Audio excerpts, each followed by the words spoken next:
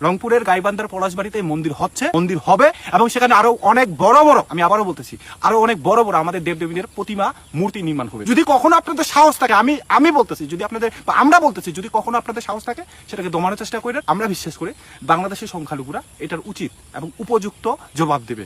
কারণ মনে রাখেন, সহ্য করার একটা সীমা থাকে, আপনারা সেই সীমাটাকে লঙ্ঘন করার সাহস দেখাবেন না। বাংলাদেশের মুসলমানরা কি আসলেই মারা গেছে? না হলে এদের এত ভিডিও কিভাবে আসে?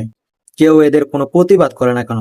আমি এই পর্যন্ত অনেকগুলা ভিডিও বানাইছি, কিন্তু এই পর্যন্ত একটারও দেখলাম না কোনো কিছু হইতে। বাংলাদেশের মুসলমানরা আসলেই মরে গেছে, না হলে এরা এত সাহস পায় কি করে? যেই দেশে 90% মুসলমান, সেই দেশে এরা এভাবে হুমকি দিতেছে, অসম্ভব। আজকে ভারতে কেউ যদি হিন্দুদের বিরুদ্ধে বক্তব্য দিত, তাহলে কালকেই তার দেহ রাস্তায় পড়ে থাকতো। আমাদের আসলে সাহস নেই, লজ্জা নেই, শরম নেই। আর যদি থাকতোই, তাহলে এরা এভাবে কথা বলতে পারতো না, এভাবে হুমকি দিতে পারতো না।